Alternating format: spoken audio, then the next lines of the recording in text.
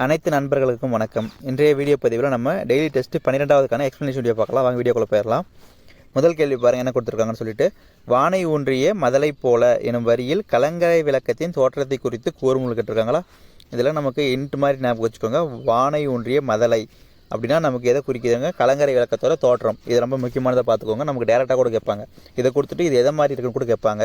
இப்போ நமக்கு அது கலங்கரை விளக்கத்தை மாதிரி இருக்குது. இது எந்த நூல் சொல்லுது நமக்கு அப்படின்னு பார்த்தீங்கன்னா, அது வந்து பெரும்பானாற்றுப்படை. ஓகேவா? பெரும்பானாற்றுப்படை நூல் யாருங்க எழுதியிருக்காங்க? நமக்கு கடியலூர் உரித்திரங்கண்ணனார். இவர் வந்து பார்த்தீங்கன்னா பெரும்பானாற்றுப்படைன்னு ஒரு நூல் எழுதியிருக்காரு. அதே மாதிரி பட்டினப்பாலைன்னு ஒரு நூல் எழுதியிருக்காரு. ரெண்டுமே முக்கியமானது. ஓகேவா? இரண்டாவது கேள்வி பாருங்கள். பொறுத்துக்க கொடுத்துருக்காங்களா? பொறுத்துக்கள் என்ன கேட்டிருக்காங்க? கற்கும் முறை உயிர்க்கு கண்கள் விழுச்செல்வம் எண்ணி துணிக. இதில் திருக்குறள்லேருந்து வரக்கூடியதுங்க எல்லாமே. கற்கும் முறை எப்படி இருக்கணும்? நமக்கு பிழை இல்லாமல் இருக்கணும். அப்படியே நேராக இருக்குது. உயிருக்கு கண்கள் நமக்கு எண்ணும் எழுத்தும், அதுவும் நேராகவே இருக்குது. விழுச்செல்வம்னா அது கல்வி. ஓகேவா? கேடில் விழுச்செல்வம்னு சொல்லுவீங்களா? கல்வி ஒருவருக்கு, மாடலில் மற்ற எவைன்னு வரும். அப்போ நமக்கு அது கல்வி. எண்ணி துணிக கருமம் அப்படின்னு தானே வரும். கருமம்னா செயலை குறிக்கக்கூடியதுங்க. ஓகேவா? எல்லாமே நேராக இருக்குது. அப்படி எப்படிங்க நம்மளுக்கு ஆன்சரு? நமக்கு 1 2 3 4 சி ஆப்ஷன் தாங்க கரெக்ட். லைனாக வரும். ஓகேவா? அடுத்ததாக பாருங்கள். மூணாவது கேள்வி. எப்போது தீமை உண்டாகும் கேட்டிருக்காங்களா? நமக்கு எப்போங்க தீமை உண்டாகும்? நம்ம ஒரு செயலை, அதாவது செய்ய வேண்டிய செயலை நம்ம எப்போ செய்யாமல் இருக்கிறோமோ அப்போ தான் நமக்கு தீங்கு விளையும். ஓகேவா? அப்போ எதுங்க நமக்கு ஆப்ஷனாக வரும்? டி ஆப்ஷன் தான் கரெக்ட். ஓகேவா? செய்ய தகுந்த செயல்களை செய்யாமல் இருப்பதால் நமக்கு தீமை உண்டாகும். டி ஆப்ஷன் தான் கரெக்ட். நான்காவது கேள்வி. துன்பம் வந்தபோது வருந்தி கலங்காதவர் யாருன்னு கேட்டிருக்காங்களா? யாருங்க துன்பம் வந்தபோது வருந்தி கலங்க மாட்டாங்க? அந்த துன்பத்துக்கு யார் துன்பம் தராங்களோ, இடும்பைக்கு இடும்பை படுப்பர், இடும்பைக்கு இடும்பை படாதவர். அப்போ அந்த துன்பத்துக்கு யார் துன்பம் கொடுக்குறாங்களோ அவங்க தான் வந்துட்டு துன்பத்தை கண்டு வருந்த மாட்டாங்க. அப்போ நமக்கு எதுங்க ஆப்ஷன்? நமக்கு டி ஆப்ஷன் தான் கரெக்ட். ஓகேவா? துன்பத்திற்கே துன்பம் தருவர். அடுத்தது 5வது கேள்வி பாருங்கள். கேவ் பெயிண்டிங் ஆங்கில சொல்லுக்கு தமிழ் சொல் கேட்டிருக்காங்களா? நமக்கு கேவ் அப்படின்னா குகையை குறிக்கக்கூடியதுங்க. குகை ஓவியம். ஓகேவா? அப்போ இதுக்கு டி ஆப்ஷன் தான் கரெக்ட். ஓகேவா? குகை ஓவியம் என்பது சரியான சார். மாடர்ன் பெயிண்டிங் அப்படின்னா நவீன ஓவியமுங்க. கார்ட்டூன் அப்படின்னா கருத்து படம். கண்ணாடி ஓவியம்னா கிளாஸ் பெயிண்டிங்னு சொல்லுவாங்க இல்லைங்களா? அது வந்து கண்ணாடி ஓவியம். எல்லாமே பார்த்துக்கோங்க. நமக்கு இதுக்கு கேவ் பெயிண்டிங் அப்படின்னா அது வந்து குகை ஓவியம் தான் சரியான ஆன்சர். ஓகேவா? அடுத்தது 6வது கேள்வி. பொருந்தாத ஒன்றை தேர்வு செய்யன்னு கொடுத்துருக்காங்களா? ஆப்ஷன் பாருங்கள். நடு, விழு, எழுது. இதில் எல்லாத்தையும் பார்த்தீங்கன்னா நமக்கு இந்த விழு, நடு, எழுதுல அந்த எழுது அது வரைக்கும் பார்த்தீங்கன்னா நமக்கு எல்லாமே ஒரு தொழிலை குறிக்கும். ஓகேவா? இது வந்து தொழிற்பெயரில் வருங்க. இந்த ஊர் அப்படின்றது பார்த்தீங்கன்னா எப்படி இருக்குது நமக்கு? இப்போ நமக்கு இதில் ஒரு விஷயங்க, முதல்நிலை தொழிற்பெயர், முதல்நிலை தெரிந்த தொழிற்பெயர் ரெண்டு இருக்குங்க நமக்கு. அதில் முதல்நிலை தொழிற்பெயர் அப்படின்னா இப்போ பாருங்கள், இங்கே எழுதுதல்னு இருக்கா? இந்த எழுதுதலில் நீங்கள் அந்த எழுது அப்படின்னு வச்சிங்கன்னா அது வந்து ஒரு வினையை குறிக்கணும். இப்படி குறிச்சிச்சு அப்படின்னா அது வந்து முதல்நிலை தொழிற்பெயர்னு சொல்லுவாங்க. இங்கே பாருங்கள், இங்கே வந்து ஊர் அப்படின்னு இருக்குது. இப்போ ஊர் அப்படின்னு வரணும் இல்லைங்களா? இப்போ ஊர் அப்படி வரணும். ஆனால் இங்கே வந்து ஊருன்னு இருக்குது. ஊருன்றது நமக்கு ஒரு தொழிற்பெயர் வராதுங்க. இப்போ பாருங்கள், இன்னொன்று எழுதுகிற பாருங்கள். இப்போ ஒரு எக்ஸாம்பிளுக்கு விடு அப்படின்னு இருக்குங்க. அதே மாதிரி கொல் அப்படின்னு இருக்குது. இது ரெண்டுமே நமக்கு ஒரு தொழிலை குறிக்குங்க. இப்போ இதுவே வந்து முதல்நிலை தெரியுது அப்படின்னா என்ன சொல்லுவாங்கன்னா, இந்த முதல் எழுத்தை மட்டும் நெடிலாம் மாறும். நெடிலாம் மாறிச்சுன்னு எப்படி வரும்? நமக்கு வீடுன்னு மாறுமா? இதை பாருங்கள், கொல்லுன்றது நமக்கு கோல் அப்படின்னு மாறும். இப்போது இது முதல்நிலையில் இருக்கும்போது நமக்கு அந்த விடு அப்படின்றது ஒரு தொழிலை குறிக்குது. அந்த முதல்நிலை எப்போ தெரியுதோ அப்போ வந்து அது தொழிலை குறிக்கல.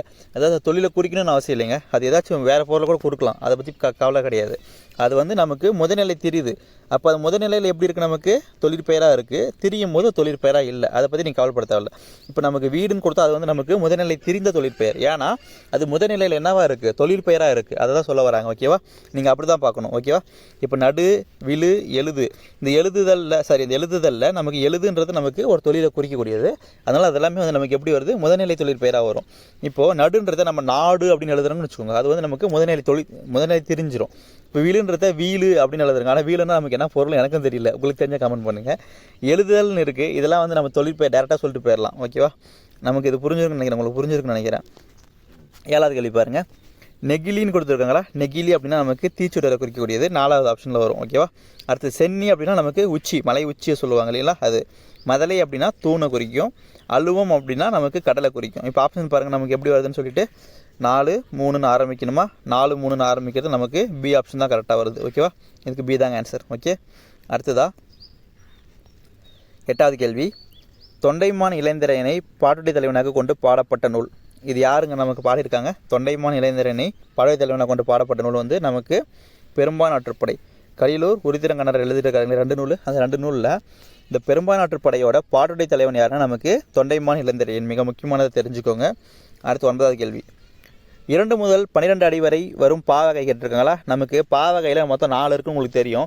அதில் நமக்கு அதிகமாக கேட்கக்கூடியது ஆசிரியப்பு வெண்பாவை மட்டும் தான் கேட்பாங்க. ஓகேவா? அதில் தான் நமக்கு புத்தகத்தில் என்னென்ன டைப் இருக்குன்னு சொல்லி எல்லாமே விரிவாக்கமாக கொடுத்துருப்பாங்க. அதில் நமக்கு ஆசிரியப்பா அப்படின்னு எடுத்துக்கிட்டிங்கன்னா அதில் குறைஞ்சது வந்து பார்த்திங்கன்னா நமக்கு 2 வார்த்தை இருக்கணுங்க. ஒரு லைனில் 2 வார்த்தை இருக்கணும். ஓகேவா? 2 வார்த்தையிலேருந்து நீங்கள் ஒரு 6, 7, 8 வார்த்தை கூட வச்சு பாடலாம். அதே மாதிரி அதுக்கு வந்து லைன் எத்தனை லைன் கணக்கு கிடையாதுங்க. மினிமம் 3 லைன் எழுதணும். ஆசிரியப்பால் எழுதுனீங்கன்னா மினிமம் 3 லைன் எழுதணும். மேக்ஸிமம் நீங்கள் எவ்வளோனே எழுதிக்கலாம் ஆசிரியப்பா பொறுத்த வரைக்கும். ஆனால் வெண்பாவில் அப்படி இல்லைங்க. மினிமம் 2 இருக்கணும், மேக்ஸிமம் 12 இருக்கணும். ஓகேவா? இது 2 தான் ரூல். இப்போ நீங்கள் வெண்பாவுக்கு எது எடுக்கிறீங்கன்னா திருக்குறள் எடுத்துக்கோங்க. திருக்குறளில் மினிமம் 2 லைன் இருக்குங்க. வெண்பாவில் மற்றது எல்லாமே வந்து நமக்கு 12 அடிகள் வரைக்கும் வரக்கூடியதாக இருக்கும். ஓகேவா? அடுத்தது 10வது கேள்வி. உலகு கிளர்ந்தன உருக்கேழு வங்கம்னு கொடுத்துருக்காங்களா? இந்த வரிகளில் இந்த உருக்கேழு வங்கம் இதுதாங்க நமக்கு இன்ட்டு. உருக்கேழு வங்கம் அப்படின்னு கொடுத்தாங்கன்னா நமக்கு அகநானூறு. ஓகேவா? அதுவே பெருங்கலி வங்கம்னு சொன்னால் 18 வருங்க. அது பின்னாடி எடுத்துகிட்டு வந்திருக்கேன், பார்க்கலாம். இப்போ 11வது கேள்வி பொறுத்துக்கு பாருங்கள். மாட ஒல்லெரி அப்படின்னா நமக்கு எதுக்கு குறிக்கும்? கலங்கரை விளக்கம். ஓகேவா? 4வது ஆப்ஷனில் வரும். போல அப்படின்னா பிளக்க, முதல் ஆப்ஷன். நீகான் அப்படின்னா நமக்கு யார்? நீகான் அப்படின்னா நமக்கு நாவாய் ஓட்டுபவன். வங்கூல் அப்படின்னா காற்றை குறிக்கக்கூடியது. ஓகேவா? இப்போ ஆப்ஷன் எப்படி எடுத்து பாருங்கள். நமக்கு 4 போல அப்படின்னா பிளக்க 1 4 1 வரணும். ஆப்ஷன் பார்த்திங்கன்னா நமக்கு பி ஆப்ஷன் 1 தாங்க இருக்குது. ஓகேவா? பி தான் கரெக்டு. அடுத்ததா 12வது கேள்வி. கூம்பு என்பதுன்னு கேட்டிருக்காங்களா? நமக்கு கூம்பு அப்படின்றது ஒரு வடிவத்தை குறிக்கக்கூடியதுங்க. அப்போ நமக்கு எதுங்க வரும்? நமக்கு அது வந்து ஒரு வடிவ பண்பாக வரும். ஓகேவா? நமக்கு சி ஆப்ஷன் தான் கரெக்டு. அடுத்ததா 13வது கேள்வி. கடற்பயணத்தை முன்னீர் வழக்கம் என குறிப்பிடணும்னு கேட்டிருக்காங்களா? இந்த முன்னீர் வழக்கம் அப்படின்னு வந்தால் ஒரே ஒரு ஆப்ஷன் தாங்க. நிறைய எக்ஸாம்பிள் நீங்கள் பார்த்துருப்பீங்க. தொல்காப்பியம் அப்படின்றது தான் சரியான ஆன்சர். ஓகேவா? இதுக்கு டி ஆப்ஷன் தான் கரெக்ட். அடுத்ததா 14வது கேள்வி. களஞ்சை கம்மியர் அப்படின்னா நமக்கு எதுலங்க வரும்? நமக்கு மணிமேகலையில் அந்த கப்பல் கட்டுறவங்களை பற்றி சொல்லக்கூடியது மணிமேகலையில் வரும். ஓகேவா? களஞ்சை கம்மியர்னா மணிமேகலை 3வது ஆப்ஷன். முன்னீர் வழக்கம் இப்போ தான் பார்த்தோம். தொல்காப்பியம் நமக்கு தெரியும். 4வது ஆப்ஷன் வரும். பெருங்கலி வங்கம்னா நான் ஏற்கனவே சொல்லிடுறேன் இல்லையா? பெருங்கலினா நமக்கு 18 உருக்கெழு வங்கம்னா நமக்கு அகநானூறு. அப்போது நமக்கு 3 4 1 2 ஆன்சராக வரும். ஓகேவா? 3 4 1 2 நமக்கு பி ஆப்ஷன் தாங்க கரெக்டு. ஓகே. அடுத்து 15வது கேள்வி. நலியிரு முன்னீர் என தொடங்கும் புறப்பாட்டை பாடியவர் கேட்டிருக்காங்களா? இதில் வந்து பார்த்திங்கன்னா நமக்கு நலியிரு முன்னீர் நாவாய் ஓட்டி அப்படின்னு நமக்கு வருங்க அந்த பாடல் வரி.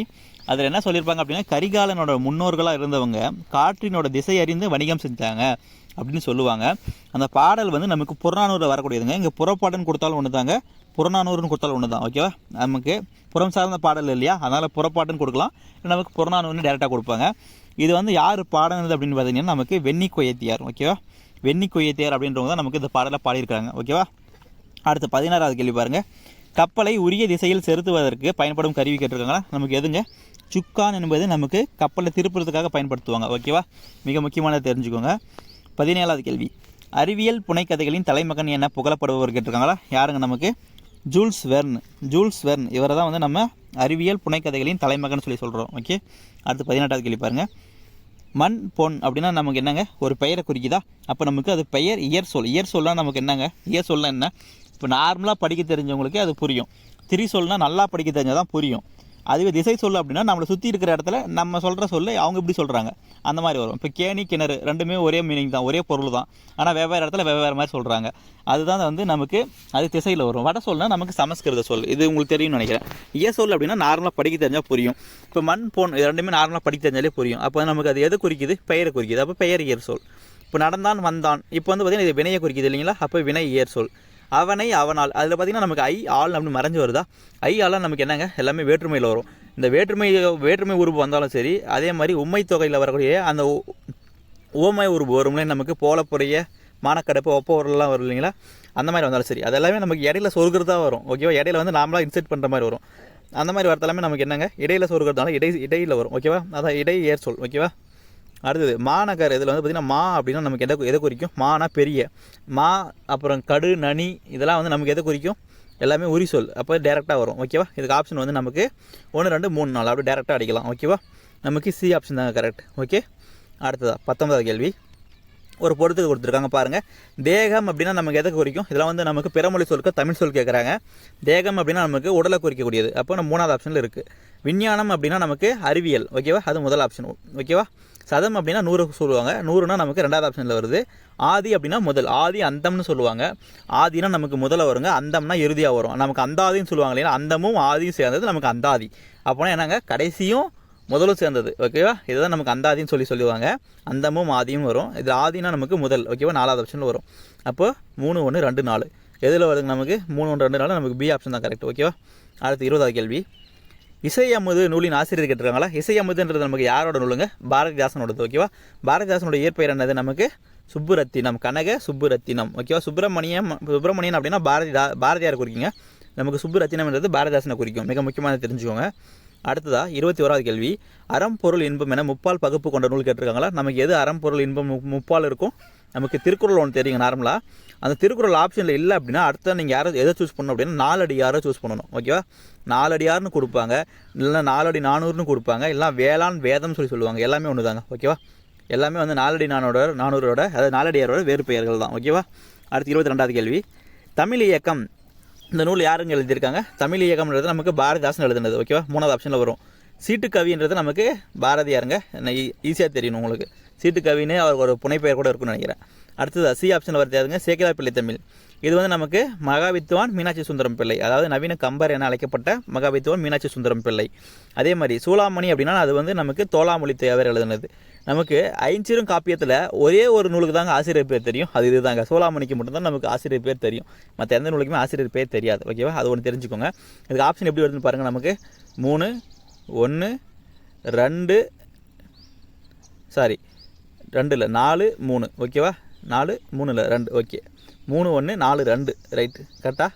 3 1 4 2 ரைட், சூப்பர். இப்போ நமக்கு இதுக்கு ஆப்ஷன் எது வருது பாருங்கள், 3 1 4 2 சி ஆப்ஷன் தான் கரெக்ட், ஓகேவா. அடுத்ததான் 23வது கேள்வி. கல்வி அறிவு இல்லாதவனை விலங்கு என கூறியவர் யாருங்க? நமக்கு விலங்கோடு அணையர் மக்கள் அப்படின்னு சொல்லி கொடுத்துருப்பாங்க இல்லைங்களா. இலங்கு நூல் கல்லாதவர் ஏதோ வரும் இல்லையா, குறள் ஒன்று நமக்கு. அந்த குறளில் யார் அவர் விலங்குன்னு சொல்கிறாரு? கல்வி கற்காதவங்களை. அப்போது யார் சொல்கிறது? நமக்கு வள்ளுவர் தான் திருக்குறளில் சொல்கிறாரு, ஓகேவா. அந்த திருக்குறள் ஒழுங்காக சொல்லலை, தப்பாக எடுத்துக்காதீங்க, டக்குன்னு மைண்டில் வரல. அடுத்ததா 24வது கேள்வி. சிந்தனை களஞ்சியம் என்னும் நூலை எழுதியவர்னு கொடுத்துருக்காங்களா? சிந்தனை களஞ்சியம் அப்படின்ற நூல் நமக்கு யார் எழுதுனதுங்க? வி முனுசாமி, ஓகேவா. வி முனுசாமி திருக்குறளாளர் சொல்லுவாங்க இல்லைங்களா, அவரோடது தான் வந்து சிந்தனை களஞ்சியம் அப்படின்ற நூல், ஓகே. அடுத்ததா 25வது கேள்வி. கதை சொல்லும் கலை எனும் நூலின் ஆசிரியர் பேர் கேட்டிருக்காங்களா? இது யாரோடதுங்க? கதை சொல்லும் கலை, ஓகே. இது வந்து நமக்கு சுப்ரபாரதி மணியன், இவரோட இன்னொரு நூல் இருக்குங்க நமக்கு. என்னென்னா தண்ணீர் யுத்தம்னு ஒரு நூல் இருக்கும். தண்ணீர்னு நம்ம நிறைய காம்போவை வச்சு ஆல்ரெடி சொல்லியிருப்போம். அதில் வந்து நமக்கு தண்ணீர் அப்படின்னா அது வந்து யாருங்க நமக்கு? கந்தர்வன் நாகலிங்கம் அப்படின்ற இயற்பெயர் கொண்டவர். தண்ணீர்னால் நமக்கு கோமல் சுவாமிநாதன். தண்ணீர் தேசம் அப்படின்னா வைரமுத்து. தண்ணீர் யுத்தம்னா நமக்கு சுப்ரபாரதி மணியன். 4மே முக்கியமாக இருக்குங்க, எங்கன்னா ஒருத்தர் எழுதி வச்சுக்கோங்க. அடுத்தது 26வது கேள்வி. பொறுத்துக. ஓரெழுத்து ஒரு மொழி, அதுக்கப்புறமா பொருள், அதுக்கான பொருள் கேட்டிருக்காங்களா? நமக்கு ஓ அப்படின்னா எதை குறிக்குங்க? ஓ அப்படின்னா மதகு நீர் தாங்கும் பலகை, நமக்கு 4வது ஆப்ஷனில் வரும், ஓகேவா. 4. பை அப்படின்னா இளமைங்க, டேரெக்டாக இருக்குது பாருங்கள், 2வதுலேயே இருக்குது, ஓகேவா. மூ அப்படின்னா மூப்பை குறிக்கும், 3வது ஆப்ஷனில் வருது 3. பே அப்படின்னா மேகத்தை குறிக்கக்கூடியது, நமக்கு முதல் ஆப்ஷனில் வருது. அப்போ எப்படி வருது நமக்கு? 4 2 3 1, 4 2 3 1 ஏ ஆப்ஷனில் இருக்குது, ஏ தாங்க கரெக்ட், ஓகேவா. அடுத்தது 27வது கேள்வி. தேனரசனின்னு ஒரு வேண்டுகோள் கொடுத்துருக்காங்க, பொறுத்துங்கன்னு கேட்டிருக்காங்க. அதாவது தேனரசனோட பாடல் வரிகளை இடம்பெறக்கூடியதுங்க. இது தெரிஞ்சுக்கணுன்றதுக்காக எடுத்துகிட்டு வந்தேன். நிறைய பேர் பாடல் படிப்பீங்க, அர்த்தம் அதுக்கான மீனிங்கே படிக்க மாட்டீங்க, டேரெக்டாக நூல் குறிப்பு ஆசிரியர் பேர் அப்படியே போயிடுவீங்க.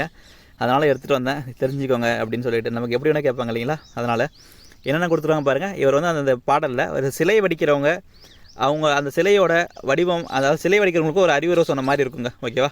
அதாவது நீங்கள் இந்த மாதிரி சிலை வடித்தா நல்லாயிருக்கும் அப்படின்ற மாதிரி அவர் சொல்கிற மாதிரி இருக்கும், அவரோட வேண்டுகோளாக இருக்கும். பாருங்கள், பாறை உடைப்பவரின் சிலை எப்படி இருக்கணும்? நமக்கு பாறை உடைப்பவரின் சிலையில் நமக்கு வியர்வை நாற்றம் இருக்கணுங்க, வியர்வை நாற்றம் 2வது ஆப்ஷனில் வரணும். உழவரோட சிலை, ஒரு உழவரோட சிலை இருந்துச்சுன்னா அது எப்படி இருக்கும்? நமக்கு ஈரம்மனோட வாசனை அதில் வீசணும், ஓகேவா. அப்போ முதல் ஆப்ஷனில் வரணும். ஒரு தாயோட உருவம்னா தாயோட முகத்தில் அன்பு பாசம் வெளிப்படணுங்க. அப்போது நமக்கு எப்படி இருக்கணும்? நமக்கு ஒரு தாயோட உருவம்னா முகத்தில் அன்பு பாசம் இருக்கிற மாதிரி நம்ம சிலையை வடிக்கணும். அடுத்ததான் 4வதில் ஒரு குழந்தையோட உருவத்தை, ஒரு குழந்தையோட சித்திரத்தை நீங்கள் கொடுக்குறீங்க அப்படின்னா அதோட முகத்தில் எப்படிங்க இருக்கணும்? பால் மனம் கமலணும். அப்போ நமக்கு அது வந்து எப்படி வருது நமக்கு 4 3. அப்போ நமக்கு ஆப்ஷன் எப்படி வந்து பாருங்கள் 2 1 4 3, 2 1 4 3. நமக்கு டி ஆப்ஷன் தாங்க கரெக்ட். ஓகேவா? அடுத்ததா 28வது கேள்வி. பரபிரம்ம விளக்கம் என்னும் நூலை இயற்றியவர் கேட்டிருக்காங்களா? நமக்கு இது யாரோடதுங்க? நமக்கு வரதன் என்னும் இயற்பெயர் கொண்ட காலமேக புலவர். ஓகேவா? மிக முக்கியமானதுங்க பரபிரம்ம விளக்கம். இன்னொன்று இருக்குங்க, நமக்கு கம்பர் ஒன்று வரும், வரதன் ஒன்று வருவாங்க. என்னென்னா இப்போ சரஸ்வதி அந்தாதின்னு படிப்பீங்களா? சரஸ்வதி அந்தாதி இந்த நூல் யாருதுங்க? நமக்கு சரஸ்வதி அந்தாதி அப்படின்னா சரிங்க, ஒரு நிமிஷம் ஒழுங்காக எழுதலை. ஓகே, சரஸ்வதி அந்தாதி. சரஸ்வதி அந்தாதி என்ற நூல் வந்து நமக்கு கம்பரோடதுங்க, எல்லாருக்குமே தெரிஞ்சிருக்கும். அதே மாதிரி சரஸ்வதி மாலைன்னு ஒரு நூல் இருக்குங்க, சரஸ்வதி மாலை. இந்த நூல் யார் எழுதுனாங்க? நமக்கு வரதன், அதாவது காலமேக புலவர் எழுதியிருக்கிறார். ஓகேவா? ரெண்டுமே ஒருத்தர் எழுதி வச்சுக்கோங்க. அடுத்ததா 29வது கேள்வி. நாயன்மார்களில் ஒருவரான சுந்தரரின் வாழ்க்கை நிகழ்வுகள் ஓவியமாக வரையப்பட்டுள்ள இடம் கேட்டிருக்காங்களா? இப்போது சுந்தரரோட வாழ்க்கை நிகழ்வுகளை வந்து எங்கே ஓவியமாக வரைஞ்சி வச்சுருக்காங்க அப்படின்னா நமக்கு தஞ்சை பெரிய கோவிலில். நமக்கு டி ஆப்ஷன் தாங்க கரெக்டு. ஓகேவா? அடுத்த 30வது கேள்வி. கால வரிசைப்படுத்துகன்னு கொடுத்துருக்காங்களா? இங்கே கொடுத்துங்கிற நூலகத்தை பாருங்கள், நூலகம் அப்புறம் அந்த இடங்கள்லாம் பாருங்கள், எந்த இயரில் அமைச்சாங்க அப்படின்னு சொல்லிட்டு கால வரிசையை நீங்கள் படுத்தணும். இப்போ பார்த்திங்கன்னா நமக்கு மிக முக்கியமானது, மிக பழமையானதுன்னு பார்த்திங்கன்னா நமக்கு எதுங்க? சரஸ்வதி மகால் நூலகம். எப்போ ஆரம்பிச்சிருப்பாங்க? 1122. இந்த வருஷத்துலேருந்து எங்கே ஏதாவது கல்வெட்டு தகவல் நமக்கு சொல்லுது. அப்போ அதுதான் நமக்கு முதலாவதாக வரும். அப்போ 4. ஓகே. அதுக்கப்புறமா பார்த்திங்கன்னா நமக்கு காந்தி பிறந்த வருஷங்கிறது 1869. அதில் ஆரம்பித்து தான் நமக்கு கீழ்திசை சுவடி நூலகம். இப்போ அது நமக்கு 2வது ஆப்ஷனில் இருக்குது. கீழ்திசை சுவடி நூலகத்தில் 1869 இருக்கா? 69 திருப்பி போட்டிங்கன்னா நமக்கு 96 வருங்க. 96ல் கன்னிமர நூலகம் மிக முக்கியமானது. அதுக்கப்புறம் பார்த்திங்கன்னா நமக்கு வள்ளுவர் கோட்டம் கொடுத்துருக்காங்க, சரஸ்வதி மகால் நூலகம். இதில் ஒரே விஷயம் நீங்கள் பார்த்துருக்கலாம். நீங்கள் என்ன பண்ணியிருக்கலாம் அப்படின்னா டேரெக்டாக உங்களுக்கு சரஸ்வதி மகால் நூலகம் மிக பழமையானு தெரிஞ்சிருக்கும். கரெக்டாக? இப்போது அதுக்கப்புறமா நீங்கள் டேரெக்டாக என்ன பண்ணியிருக்கலாம்? அண்ணா நூற்றாண்டு நூலகத்தை பார்த்துக்கலாம். ஏன்னா அதை லாஸ்ட்டாக ஆரம்பித்தாங்க அண்ணா நூற்றாண்டு நூலகம். எப்போது? நமக்கு 2010. இப்போ அப்படியே வச்சு பாருங்கள், சரஸ்வதி மகால் நூலகம் நமக்கு 4ன்னு ஆரம்பிக்குது, அண்ணா நூற்றாண்டு நூலகம் 1ன்னு முடியுது, சாரி 3ன்னு இருக்குது. இப்போ பாருங்கள் 4 3ன்னு எது வருதோ அதான் ஆப்ஷன் நமக்கு. அப்படி தானே வரும். நீங்கள் டேரெக்டாக அப்படி பார்த்துருக்கலாம் இல்லைங்களா? 4 லாஸ்ட்டில் 3. அப்போ நமக்கு பி ஆப்ஷன் தாங்க வருது. டேரெக்டாக அந்த மாதிரி பார்த்துட்டு போயிருக்கலாம். இப்போ ஒன்றா போட்டுன்னு கிடக்கிறதுக்கு நம்ம டேரெக்டாக இப்படி பார்த்துட்டு போயிடலாம். ஓகேவா? உங்களுக்கு ஈஸியாக இருந்திருக்கும்ல. நமக்கு இதுக்கான ஆப்ஷன் நமக்கு பி ஆப்ஷன் தாங்க கரெக்ட். ஓகேவா? அடுத்ததாக மிக முக்கியமானதாக வந்துட்டு அடுத்த தேர்வுக்கான எக்ஸ்ப்ளனேஷன் வீடியோ நான் இன்றைக்கே பதிவிட்டுறேங்க. இன்றைக்கே முடிஞ்ச அளவுக்கு நான் சீக்கிரமாக கொடுத்துட்றேன். ஏன்னா இப்போது நோட்டிஃபிகேஷன் விட்டாச்சு, அடுத்து நிறைய படிக்கிறது வேறு இருக்குது. எல்லாருமே படிக்க ஆரம்பிச்சிட்டிங்கன்னு நினைக்கிறேன். தீவிரமாக தான் போகுது. நம்ம குரூப்லேயும் நிறைய பேர் கேட்டே இருந்தீங்க, பிடிஎஃப் வேணும் அது வேணும்னு சொல்லிட்டு. என்னால் முடிஞ்ச அளவுக்கு நானும் பார்த்தேன், நிறைய பண்ண முடியல. எல்லா ஒர்க்கையும் ஒரே டைமில் பண்ண முடியல. தப்பாக எடுத்துக்காதீங்க. முடிஞ்ச அளவுக்கு நான் கொடுக்குறேன். நீங்களும் கொஞ்சம் சப்போர்ட் பண்ணி படிங்க. ஏன்னா என்னால் முடிஞ்ச அளவுக்கு தான் அவங்க பண்ண முடியுது. அதுக்கு தாண்டினா என் மைண்டு ஒழுங்காக ஒர்க் ஆக மாட்டேங்குது. சாரிங்க. ஓகேவா? தப்பாக எடுத்துக்காதீங்க. அடுத்த வீடியோவில் பார்க்கலாம். ஓகேவா? நன்றி.